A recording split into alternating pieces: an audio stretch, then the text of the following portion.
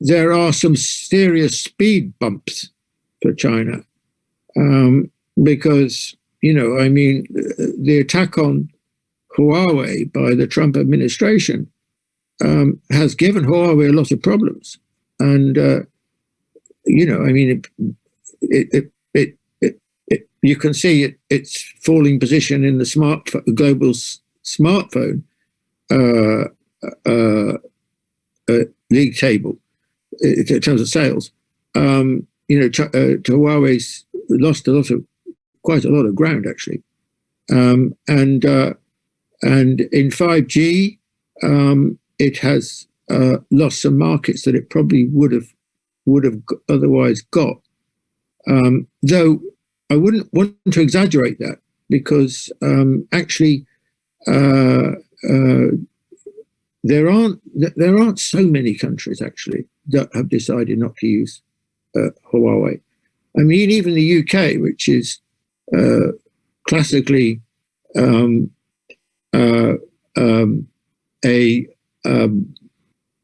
bit of a toy poodle when it comes to its relationship with the United States. I mean, even with the present administration of Johnson, they're carrying on for a period using Huawei in 5G. And the most important country in Europe, which is Germany, is definitely using Huawei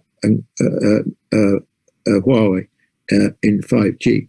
So I think that, and of course, the most important thing has been, as I understand it, there's been what's happened with semiconductors, where the various bans and restrictions that the Americans have introduced have really hurt Chinese companies, and notably Huawei, and so they're now investing a lot of money to try and catch up in the highest forms of semiconductors, which are very crucial to things like smartphones, but also lots of other applications as well. And that, so I think that has definitely set back China's position in these areas. And of course, it's also had the effect of, I think, encouraging a new kind of Chinese thinking, economic thinking, about dual circulation, which is that it cannot afford to be so dependent on foreign supplies when it comes to digital technology, that it must be much more self-dependent. And I think that is at least a corollary, if not a central, well, I think it's a central aspect actually of the thinking about dual circulation, that China needs to know, needs to be clear about the areas that it needs to be able to produce its own things.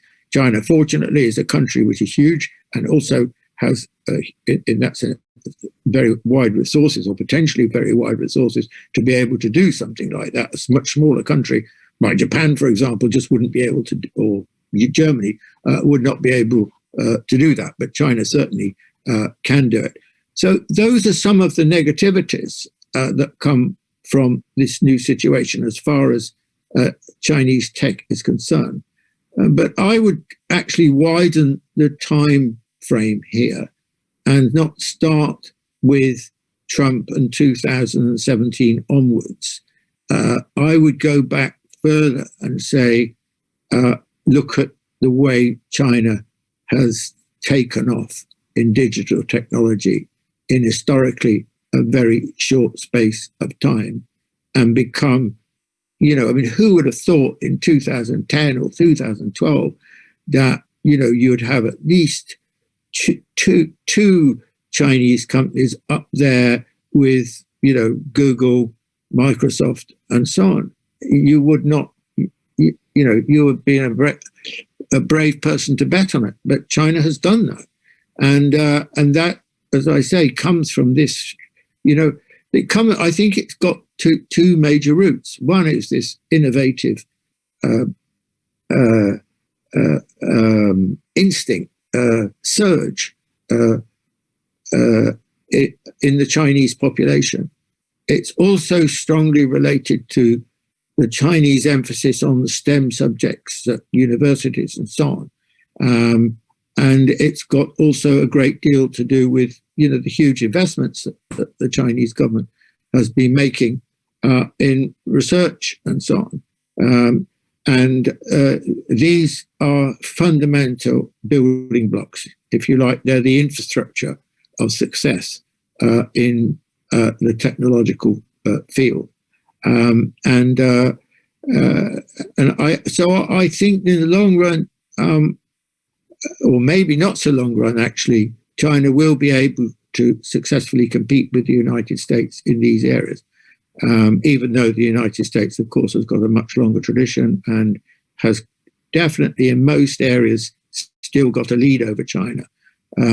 But, the fact that we're actually talking about a lead rather than, an expanse or a monopoly or whatever really speaks to the speed with which China has risen, and in my view, in these areas will continue to.